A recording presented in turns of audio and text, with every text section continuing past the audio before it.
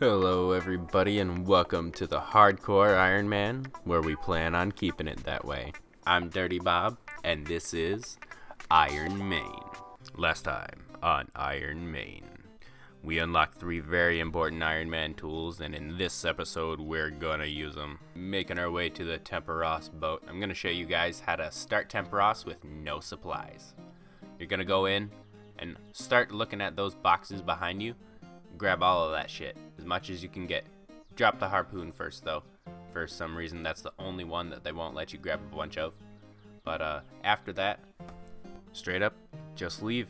Because a new game starts every 30 seconds, and you don't want to mess up your points. So with one small setback, just leave. It'll start over. Figured I'd show you guys the first of many fishing levels.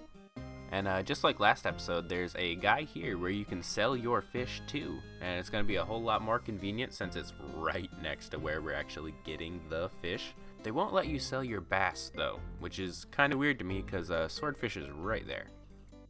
And if you guys think my cheapness ends when the first game started, hell no. Once these games are done, jack some hammers, jack some harpoons, literally anything. You got all the time in the world, get it. A lot of you guys are probably like, you don't even need this shit. Why are you even taking it? Well, I'll let my good friend Dave Chappelle explain. Why? Because f*** 'em, that's why. Temperos 10 game check-in, averaging about 3 to 4 points a game, 37 points in total. 50 fishing is complete. If we did math like a normal game, I could say I'm halfway there. And that makes our 25th Temperos kill. And we're also gonna go ahead and check out all our rewards. We got 95, so next time let's try to get over 100. 95 points, and we're gonna go ahead and try our best to speed through all these rewards. Unfortunately, we didn't end up getting any good uniques, just pages. But we did get a couple of feather drops that kept us from a chicken killing spree like I promised last episode. Mainly, I'm actually here for spirit flakes if I wasn't worried about my food. We can get those spirit flakes to recolor the pet that we're on the hunt for, so let's hope for that one too. Also, all these caskets are going to end up being my bread and butter. You can really get rune items out of them too, so we'll see if we can get lucky there. Alright everybody, let's bust these caskets on open. We're hoping for rune items, fingers crossed there. But we didn't get any rune items. But we did actually get a key tooth half, which is really, really nice. It's not as nice as, something useful, but it's a chance it's something else nice. Hey, remember that guy I was telling you about that buys fish? Well, I'm selling him fish, and I'm actually gonna buy a house with it. This economy, I tell you. So I went ahead and sold all those fish, and I was like, okay, warm clothing. So in my head, I don't know why, the Shanty Pass has to sell warm clothing, right? The stuff for the desert? Yeah, that's not warm clothing at all. So I buy that, get the whole outfit. Good thing it's actually meant for a quest or something. And then I look up on the wiki and realize it's not warm clothing, but on the wiki it actually shows me I already have warm clothing. So, believe it or not, our warm clothing is actually the Easter outfit. Yeah, the only useful thing I thought from that batch was this little basket, but no. Now we're ready for Wintertide. Okay, scratch that previous statement. We actually have to do X marks the spot, which is actually just introduction to clue scrolls. It gives you a beginner clue scroll at the end, but most importantly, it lets you go all the way over to the Zaya continent. With X marks the spot over with, we've unlocked our trip to Zaya. And we actually get 1 hunter level because, antique lamp. I cannot believe I walked all the way to Wintertide and I didn't even buy a house first. It's so we can actually get some construction XP. And you get a lot of construction XP at Wintertide. And in all reality, we totally should have done this before Temperos, but slipped my mind. Well, we're here and I'm gonna do some cooking. That escalated quickly. We actually just cooked all of the food that we just got from Temperos to pull out 50 cooking. And yes, I was stalling. I'll go buy a house now. One more thing we absolutely have to get it out of the way before we start Wintertod is Druidic Ritual. And we actually want to get herbs from Wintertod. That's almost the whole reason we're going. So let's get it started. With one chunk of chicken, one big slab of beef, and then after that, we gotta go fight a bear. Figured I'd let you guys revel in my misery for just a little bit. It took me almost 2 whole minutes just to kill this damn bear. Yeah, I think we need to get our combat up. Well, lucky for us, this rat right next to the bear wasn't as strong as him. So we got all 4 things we need and we can complete the quest. Hey, I just want to stop for a sec and show you guys something that really cool happened to me. Someone took the time out of their day to actually say, hey, I like your videos. And honestly, that meant the world to me, so thanks. Oh, by the end of this video, there's actually been 2 people who have said, hey, nice video. So you guys rock. Appreciate it. Okay, we're done screwing around. We're finally gonna get this house. It's only 1,000 gold, and you know what? Somebody actually pointed out to me, you should definitely do that Daddy's Home quest instead of just, wasting your money. You get a free house. We're down here in the dungeon to supply this man with his tainted meats. It's not tainted meat, it's painted meat. Okay, still gross though. Quest complete. Wow, yay, such a huge accomplishment. Boom, wow. But that does actually get us to level 3 Herblore, and we can start Wintertod whenever we want now. Our 3rd beginner casket of the account. The 2nd one was actually pretty cool. I got a fire staff. It's not worth all that much, but it's useful. This one, what are we hoping for? Well, runes literally in general for magic training would be great. I got a hat.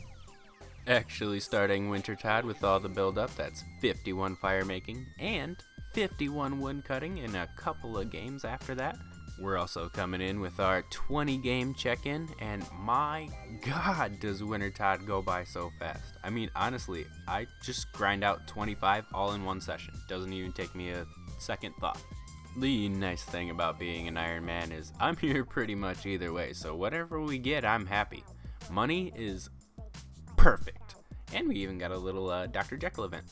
But after that, give me that tome, the axe, the pet, literally anything like that, and bam, got that tome on less than 25 boxes.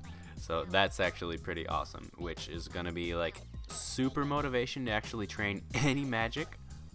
Now, it's not a pet, but I'd say that's actually a pretty decent haul from our first Wintertod. Quick price check on our supplies. That's 55, almost 56k on the small supplies. And then for the Tome of Fire, it actually comes out to 851k. So yeah, I'd say that's a pretty decent haul for our first run of supplies. We find ourselves back at the fishing trawler because we didn't have full anglers for Temperos last time, and we're gonna fix that this time. And not to mention, you can upgrade it to spirit anglers, so we'll never even need ropes. The first trawler catch in the bag, and it only took like 5 or 6 games. Okay, this one actually took like a little bit longer than I wanted, but I got it. Okay, so we've actually spent a decent amount of time worrying about Temperos and Wintertod, so let's actually go do a little bit of that mining we talked about in the beginning of the episode. With our first couple of mining levels coming in, I have to say this is the absolute best place you can be in the whole game to not look at your screen.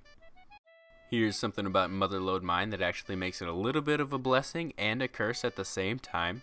The smallest amount of ore that you can get is coal, so that means no iron or anything under that. So steel's kind of hard to make, but coal is in a heavy abundance. Here we go, everybody, the next major mining level, and that's 41 for a rune pickaxe. And I happen to have enough money and know where one's at. We're here at my boy Numeroff's axe shop. 32,000, he sells it on the low. Alright, back to the old grind with 42 mining. So this was a total accident and I forgot to turn off my recorder, but it caught this.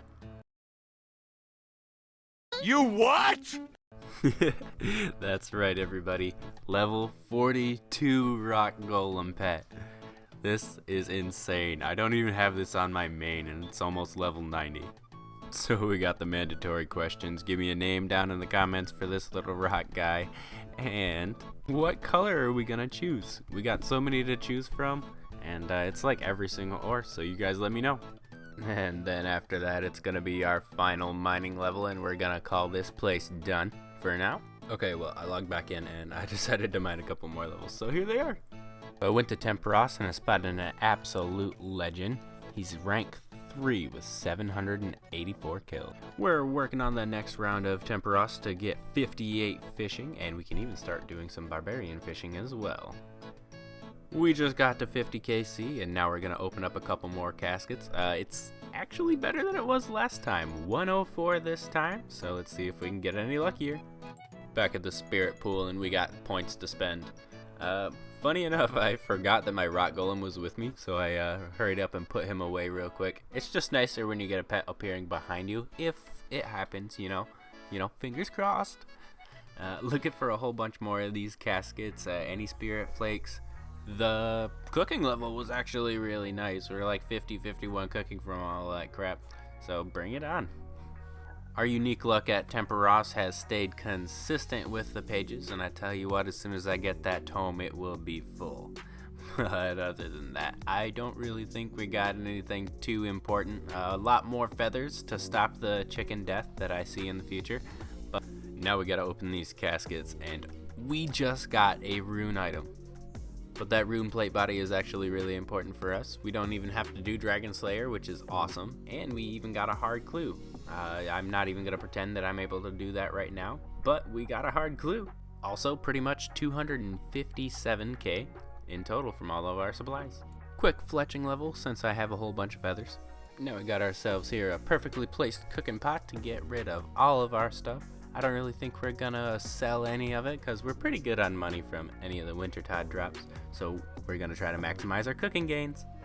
Leaving us with 58 cook. Heyo, there we go, got a 69 on the chat. So we're back at Wintertide to keep things perfectly balanced with temper. But other than that, we were actually able to pull out 52 wood cutting and 5 construction, which is a nice thing to get without trying for. But seeing as 25 Wintertide kills come and go so quickly, we're left with 71 fire making and 42 fletching, and it's time to open up the next couple of caskets. Alright everybody, try number, well, I guess 50, and our first batch didn't really hold anything that was useful, just some supplies. But next we got some gloves, broom, a torch, a hat. Basically anything that you could want or needed a part of this was a part of my collection today. Okay, that might be a little bit of an oversell, but you know what, I was happy about it. But that also means we're gonna have to call it an end for the day. So I figured I'd let you guys know what we got accomplished tonight. Basically all of our food is good. We can start herb lore pretty much any time now, and farming is also happily able to start as well. But hey, if you guys liked it, like it, comment, or subscribe, and I'll see you guys later.